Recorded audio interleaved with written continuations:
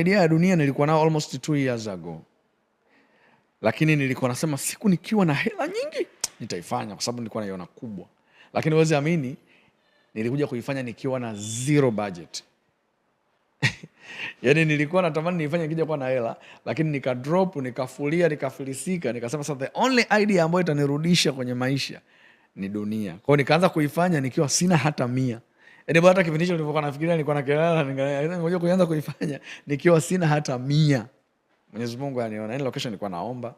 Sio, ukiangalia hata mwanzoni kwa wafuatiliaji wa dunia, ukiangalia hata mwanzoni watu wanalalamika kama nyanya anavaa mashati hayaeleweki. Sio kama ni nini, ilikuwa hatuna hata 100.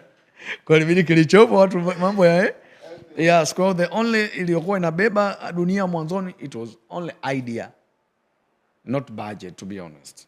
Nilianza nikiwa zero budget. Yaani unaenda kwenye nyumba bana, naomba siku mwenye nyumba kanuna, hamshuti, siku kuna sherehe, hamshuti. Ndio maisha yalikuwa hivyo mwanzoni.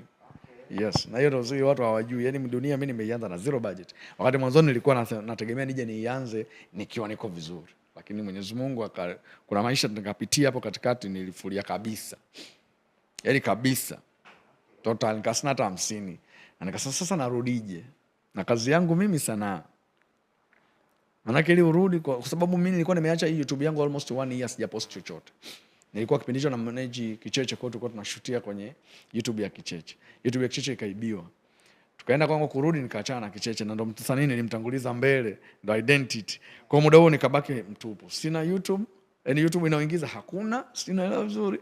Alafu msanii ambaye ndo yuko front hayupo. Kwa hiyo nikaanza mimi mwenyewe sasa nafanyaje? YouTube hiyo umeiacha zaidi ya mwaka.